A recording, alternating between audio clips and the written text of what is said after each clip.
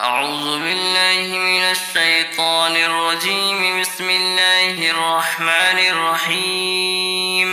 وإن كان كبر عليك إعراضهم فإن استطعت أن تبتغي نفقا في الأرض أو سلما في السماء فتأتيهم بآية ولو شاء الله لجمعهم على الهدى فلا تكونن من الجاهلين. إنما يستجيب الذين يسمعون والموتى يبعثهم الله ثم إليه يرجعون. وقالوا لولا نزل عليه آية من ربه قل إن الله قادر على أن ينزل آية ولكن أكثرهم لا يعلمون.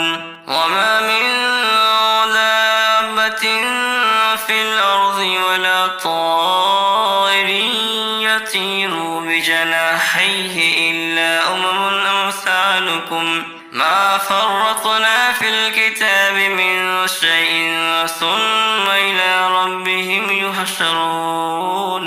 والذين كذبوا بآياتنا صم بكم في الظلمات من يشاء الله يضلله ومن يشاء يجعله على صراط مستقيم. قل أرأيتكم إن أتاكم عذاب الله أو أتتكم الساعة وغير الله تدعون إن كنتم صادقين. بل إياه تدعون فيكشف ما تدعون إليه إن شاء وتنسون ما تشركون. ولقد أرسلنا إلى قبلك فأخذناهم بالبأساء والضراء لعلهم يتضرعون. فلولا إذ جاءهم بأسنا تضرعوا ولكن قست قلوبهم وزين لهم الشيطان ما كانوا يعملون. فلما نسوا ما ذكروا به فتحنا عليهم أبواب كل شيء حتى إذا فرحوا بما أوتوا أخذناهم بغتة فإذا هم مبلسون. فقطع دابر القوم الذين ظلموا والحمد لله رب العالمين.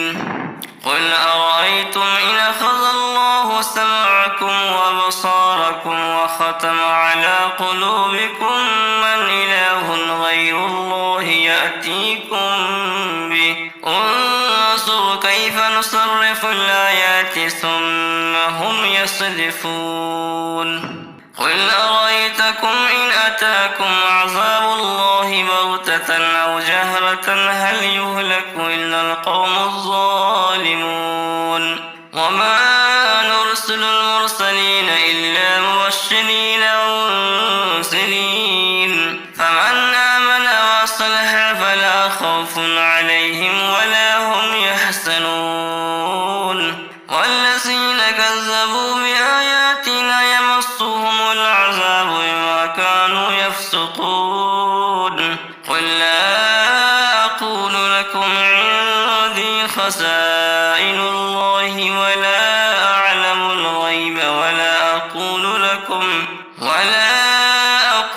لكم إني ملك إن أتبع إلا ما يوحى إلي. قل هل يستوي الأعمى والبصير أفلا تتفكرون. وأنذر به الذين يخافون أن يحشروا إلى ربهم ليس لهم من دونه ولي ولا